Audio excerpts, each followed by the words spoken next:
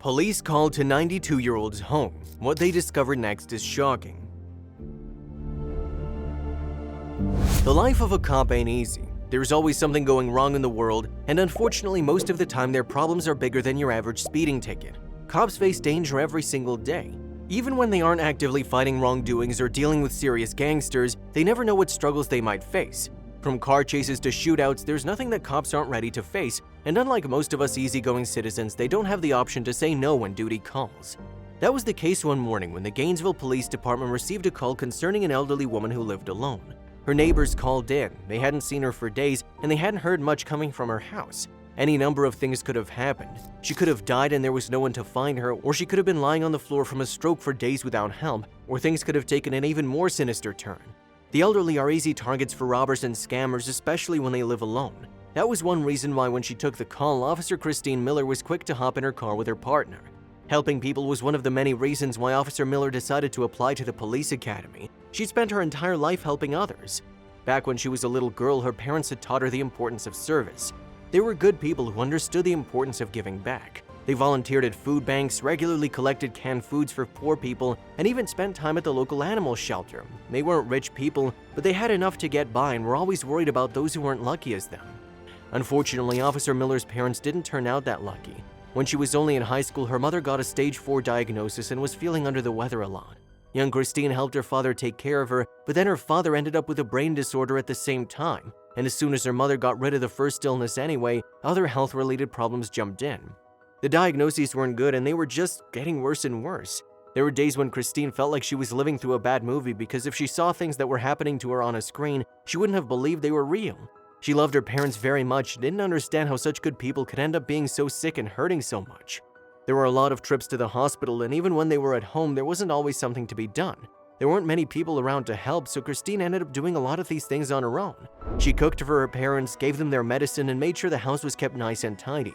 All the while, she made sure not to neglect her own studies. She did her homework every night, was never late to school, and got good grades. She wasn't the best in school, but she did all right, especially given the circumstances. But they did get to see their only daughter get accepted into and graduate from the school of her dreams, the police academy. Christine had never been the type of girl to play with dolls or dress up as a princess. She preferred action figures with police officers or firefighters, and her parents always supported this. For Halloween, she dressed up as a doctor or pilot or something along those lines, but the idea of being a police officer had always appealed to her. She hated the idea of injustice and was obsessed with watching mystery shows and reading about old unsolved cases. She was so prepared for the police academy that everyone on the force was impressed. It was no surprise she graduated top of her class. Knowing that Christine had achieved her goal, her parents passed away, proud to have been able to call her their daughter. Christine's job ended up being tougher than she anticipated, but she was prepared. She didn't mind the long, grueling hours, and while she didn't enjoy some of the more boring aspects of being a cop like giving out parking tickets, she knew they were important tasks that needed to be done. And she was glad when she could do something that didn't involve anyone getting hurt. She hated turning up to the case when there was an obvious injustice that had been done, especially when there was nothing she could do about it. When she got the call about the elderly woman, Mrs. Samantha Hill, she was worried that might be the case. She'd seen plenty of elderly people being scammed or hurt by people who wanted to take advantage of them. So she was pretty cautious when she rang Mrs. Hill's doorbell. She and her partner were prepared for the worst, and seeing as Officer Miller's partner, Officer Jennifer Van, was pretty new to the job, Miller was worried that they might be facing a situation her partner wasn't quite prepared for. Miller had gotten a good reputation for helping out new officers, especially women who came from situations like her own, and Jennifer was one of those. Being a cop isn't easy to begin with, and being a female cop is even more difficult. There were still lots of outdated cops in their department who didn't think that being a police officer was a job fit for a woman. They often said it was too dangerous for women or they'd get too emotional, but Officer Miller always proved them wrong. She could keep her cool during any tough situation, and she faced danger head-on and had never mishandled things.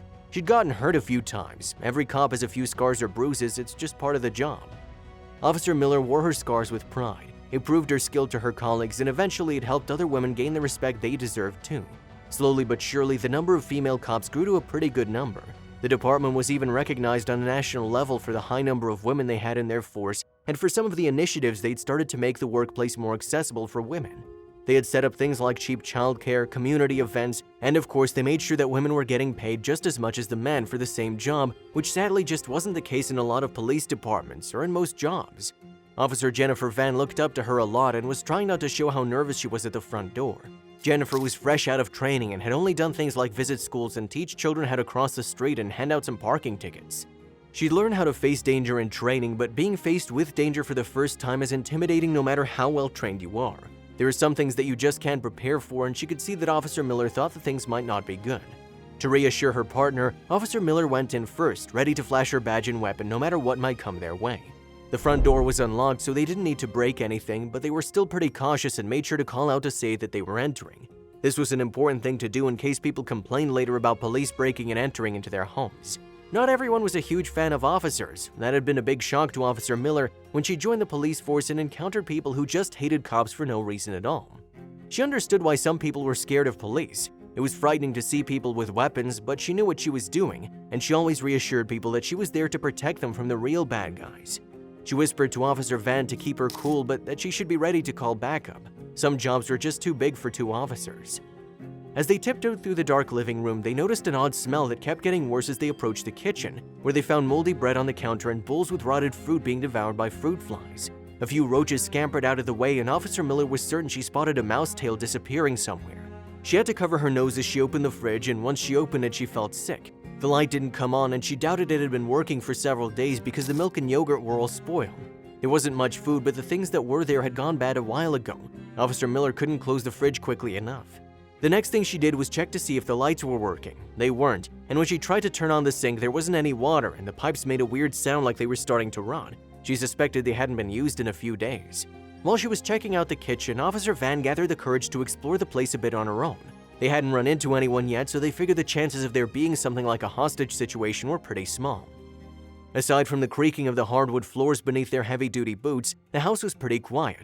There was no hum of an air conditioning machine or heater, and all the windows must have been sealed shut. The vents were dusty, and dust jumped into the air whenever they touched something new. Officer Van was a pretty clean and tidy person and had some obsessive-compulsive tendencies when it came to germs, so she was regretting the fact that she didn't have a mask to wear on her face just in case there were some nasty viruses floating about.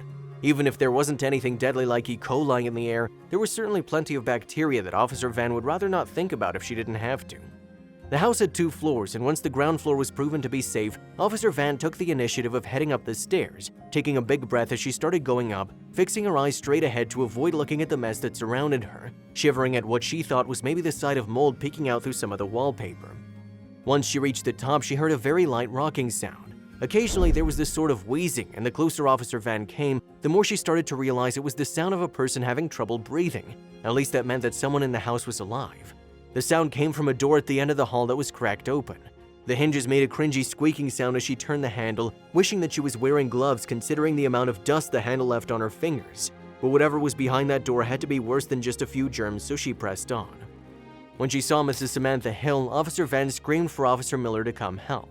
Officer Miller rushed up, skipping every other stair and preparing herself for the worst. She'd come across some pretty nasty things like bodies during her career, and she was worried that Officer Van had seen something she wasn't prepared for, or even worse, that she might be in danger.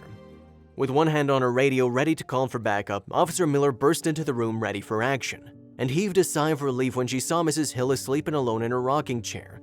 However, Mrs. Hill didn't look so good. She was 92 years old according to the expired driver's license that Officer Miller pulled from Mrs. Hill's purse after trying to wake the old lady up.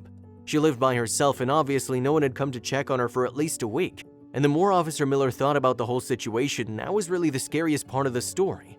The first thing Officer Miller did when she found Mrs. Hill was call the medical team. Mrs. Hill had fallen asleep over a day ago and was pretty dehydrated since her water wasn't running. There were no water bottles to be found anywhere, and none of the food was any good.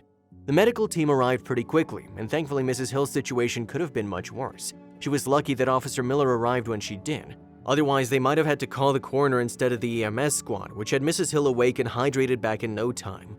Mrs. Hill was pretty confused and embarrassed about the whole situation and kept thanking Officer Miller. Mrs. Hill said that she was all right, but Officer Miller wouldn't stop there. The next thing she did after making sure Mrs. Hill was all right was hand Officer Van a few $100s in cash and tell her to head to the grocery store and stock up on all the things Mrs. Hill needed, starting with the basics like water and healthy food. She also found Mrs. Hill's prescriptions and told her partner to refill them. Apparently, Mrs. Hill didn't have enough money to pay for her blood pressure medications, and without them she wound up in situations like the one they'd just found her in. While Officer Van was off filling prescriptions and getting groceries, Officer Miller got to work cleaning up. The house was one of the messiest that Officer Miller had ever seen, but she was up to the task, and she did it all on her own cost and at her own time. She clocked off of work, saying that sometimes the most dutiful tasks happen when an officer was off duty. While cleaning up a house and helping an old lady is a nice thing to do, it wasn't exactly included in her job description as a police officer, and she didn't want taxpayers having to pay for something they weren't supposed to.